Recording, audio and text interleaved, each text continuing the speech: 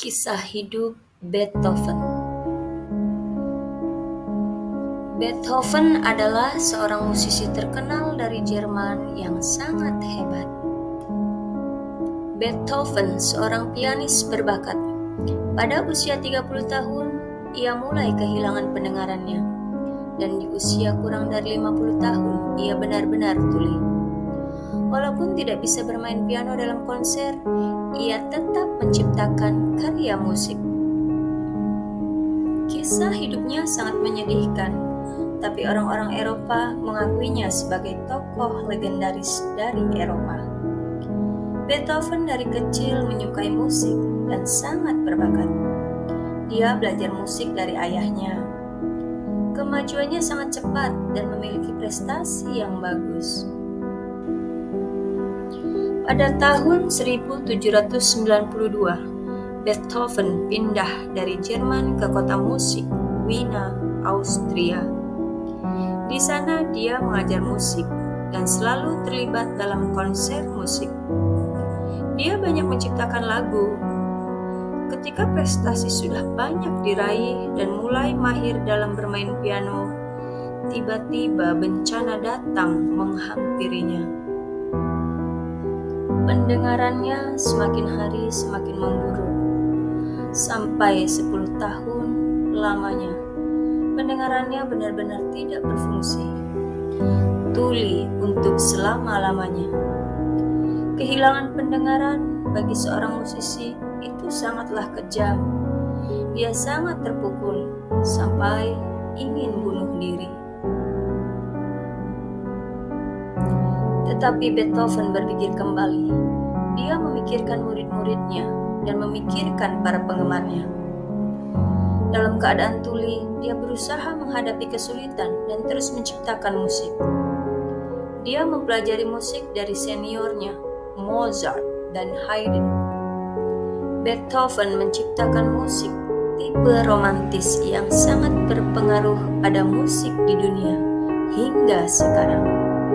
Beethoven dalam tekad yang kuat berhasil menciptakan Simfoni nomor 3 dalam S mayor OP 55. Meskipun kehilangan pendengaran sangat mempersulitnya, tetapi Beethoven menggunakan hatinya merasakan musik.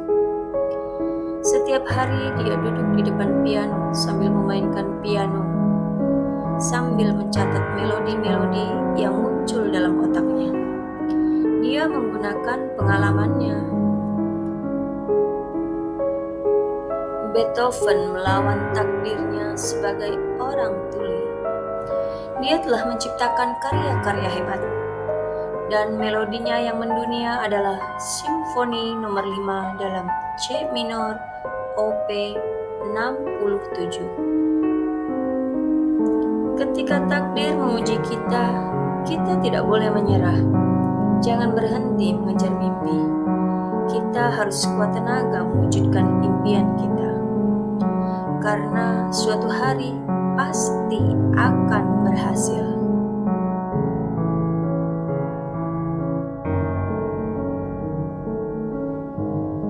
Penulis di atas kursi roda. Zhang Haidi merupakan anak yang ceria, riang, dan lincah. Sepanjang hari dia berloncatan, berlarian ke sana kemari. Tetapi tak disangka, saat berumur 5 tahun, dia divonis penyakit hemangioma tulang belakang. Penyakitnya kambuh berulang kali. Dalam waktu 5 tahun, dia menjalani 3 kali operasi, dan akhirnya lumpuh pada bagian bawah tubuh. Gadis yang dulunya lincah, kini hanya bisa berbaring di ranjang. Ayahnya membelikan buku-buku bacaan untuk Haidi.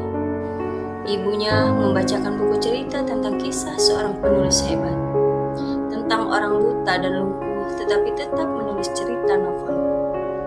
Berkat cinta dan perhatian kedua orang tuanya, Haidi kembali bersemangat dan terinspirasi dari beberapa tokoh cerita. Haidi bertekad untuk menjadi anak yang kuat dan berani menjalani hari yang akan datang. Haidi sangat menyukai belajar. tetapi dengan penyakitnya saat ini tidak memungkinkannya untuk belajar di sekolah. Saat penyakitnya kambuh, Heidi berusaha untuk tidak menangis. Saat rasa sakitnya sangat hebat, dia menarik kunci rambutnya, sampai rambutnya rontok sedikit demi sedikit. Ketika Heidi berusia 15 tahun, dia dan keluarganya pindah ke sebuah desa, memulai kehidupan baru. Saat baru tiba, ada sekelompok anak-anak menghampirinya dan berkata, "Apakah kamu datang dari kota? Apa yang terjadi dengan kakimu?" Beberapa hari kemudian, Heidi dan anak-anak itu sudah bermain bersama dengan rukun.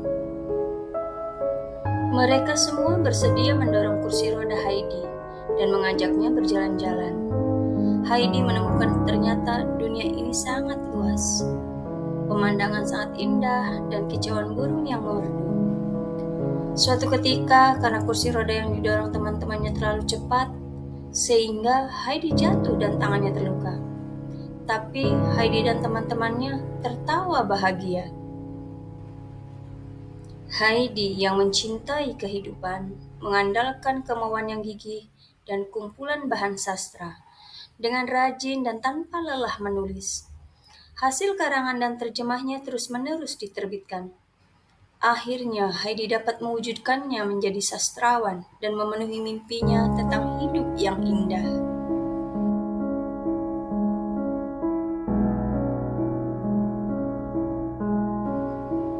Hanya butuh satu langkah.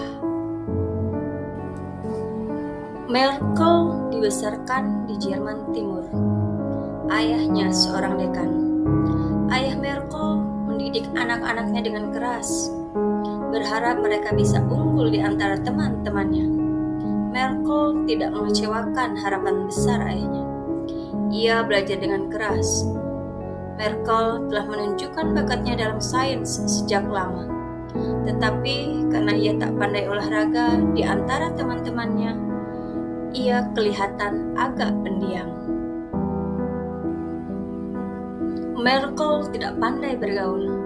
Ia seolah-olah asyik dengan bukunya. Oleh karena itu, Merkel suka diabaikan oleh teman-temannya. Dan teman-temannya memberinya julukan tupai kecil. Sebenarnya saat Merkel masih kecil, ia mempunyai rasa ketakutan untuk menuruni tangga dan menuruni bukit. Merkel berpikir apa yang berhubungan dengan olahraga dapat membuatnya menjadi orang tolol. Yang orang lain dapat lakukan, Merkel tidak berani melakukan.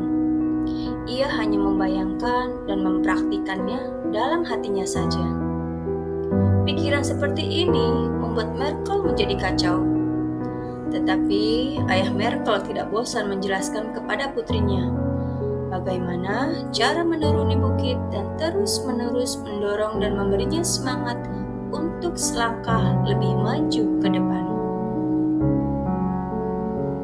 Dengan dorongan dari ayahnya, Merkel sedikit demi sedikit mencoba mengalahkan ketakutannya. Di usia 12 tahun, waktu guru olahraga meminta murid-murid untuk berlatih loncat indah, saat berdiri di atas papan setinggi 3 meter, ketakutan Merkel kembali datang. Tapi akhirnya dengan kaki kecilnya yang gemetar tetap maju selangkah ke depan. Sambil memejamkan mata, ia melompat. Saat Merkel berhasil melompat, teman-temannya memberikan tepuk tangan kepada tupai kecil ini. Seorang teman di sebelahnya bertanya kepadanya, "Bagaimana kamu bisa mengatasi rasa takutmu?" Merkel menjawab dengan suara pelan dan masih gemetar, "Aku teringat kata ayahku, di saat menghadapi kesulitan, pejamkan matamu dan majulah selangkah ke depan." Sejak saat itu, Merkel mengalami kemajuan pesat dalam studinya. Beberapa kali ia mengikuti kompetisi Olimpiade Matematika. Dan di usianya yang ke-32, ia berhasil mendapat gelar PhD dalam bidang fisika. Ketika sudah sukses, ada seorang bertanya kepada Merkel, Bagaimana ia bisa bertahan dan menang?